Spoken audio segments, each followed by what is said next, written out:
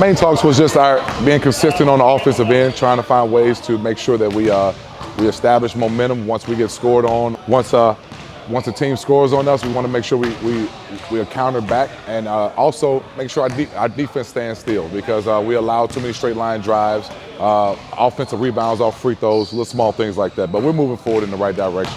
Our effort and everything was good. I walked in this morning and big session of three-point shooting. That was obviously an area that you'd like to maybe see some improvement after the game against Brisbane. Yeah, for sure. We want to do a lot of competitive three-point shots or shooting in general, so guys can get used to be put in that position during the game. So we've worked on a lot of shots before we got into our scrimmage today. So that's a big factor for us for knocking shots down from the perimeter. And Perth this weekend. Bryce Cotton, how do you stop him? You just hope he missed a lot of shots. You know what I mean? We got different bodies that we can throw at him. It's going to be a collectively team effort. But Bryce is an MVP candidate, and so we just want to make sure we just throw his rhythm off as much as we can.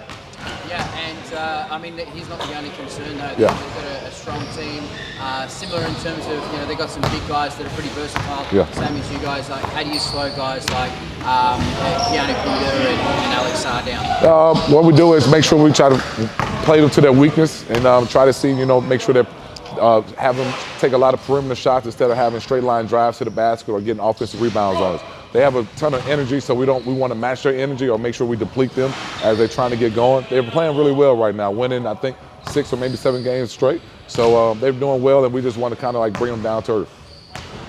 6 in a row. They sort of had a shaky start, and everyone was sort of saying, Perth, they're not the same Perth anymore.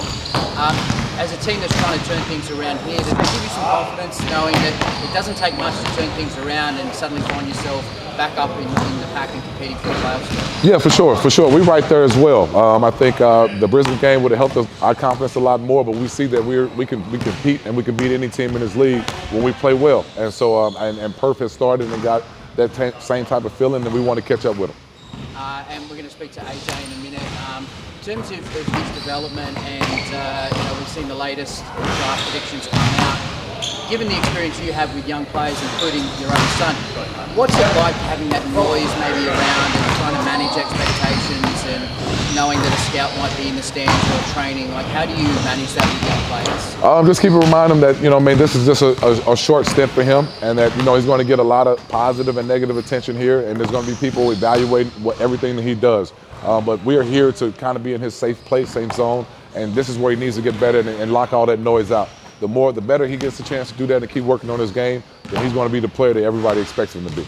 And what are you seeing from him at the moment in terms of the areas that you want him to work on? The areas I want him to work on? Yeah. I just want him to work on his verbal. I want verbal communication. He plays a tough spot as the point guard.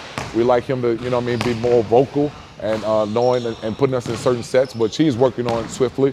So, he's going to work on consistently making that outside shot. But everything else that he does is a high energy guy, get his rebounds, attacks the basket. It helps us out a lot.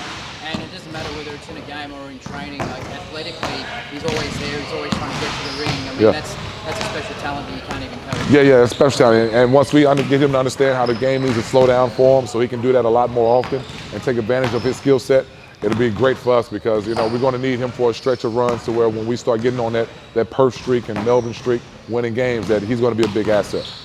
And we saw the NBL crack down on referees and interactions with referees. We saw the New Zealand coach get ejected midway through the game. Was that something that you were aware of and you sort of took notice of by the time Sunday came round? In terms of, does that change the way you interact with officials or patrol the sidelines? Yeah, our record is not good enough for me to interact with officials like that. I got to start getting some respect in the league. Our team does, so we need to win more games. But that is not a focus of mine. I'm still learning the way they call games and things that we need to figure out ourselves. But I think that I did take notice of it, how to address and talk to them. But I don't, they're not my focus. They're going to call good calls, bad calls, whatever they want. We just got to move on to the next play and not be put in a situation for them to dictate the game. First home game back in a month, so I guess you may be calling on the crowd to come strong and maybe get to the referees on your behalf? Yes, for sure. We're going to need everybody in that seat. They can complain to the referees as much as they want. That would help me out a lot, so I won't have to do it. But the support at the hometown is going to be very much needed this weekend. Thank you.